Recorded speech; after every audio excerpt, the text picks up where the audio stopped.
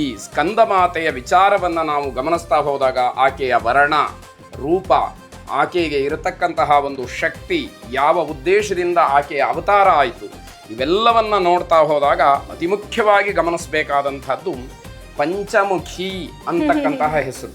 5 ಮುಖಗಳನ್ನು ಹೊಂದಿರತಕ್ಕಂತಹ ಆ ದುರ್ಗಾಮಾತೆಯ ಸ್ವರೂಪ ಸ್ಕಂದಮಾತೆ.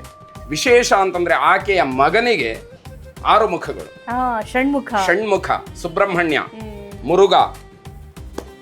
ಹಾಗಾಗಿ ಇದು ಪುರಾಣದಲ್ಲಿ ಸಿಗ್ತಕ್ಕಂತಹ ವೈಶಿಷ್ಟ್ಯವಾದಂಥದ್ದು. ಆಕೆಯ ಬಣ್ಣ ಹಸಿರು ಬಣ್ಣ, ಆಕೆಯ ವಸ್ತ್ರ ಹಸಿರು ವಸ್ತ್ರ.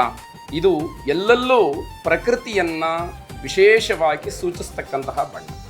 ಪ್ರಕೃತಿ ಅಂದ ತಕ್ಷಣ ನಾವು ಸಾಮಾನ್ಯವಾಗಿ ಜ್ಞಾಪಿಸ್ಕೊಳ್ಳುವಂಥದ್ದು ಹಚ್ಚ ಹಸಿರಾಗಿರ್ತಕ್ಕಂತಹ ಜಾಗ ಅಂತ ಹೇಳಿ.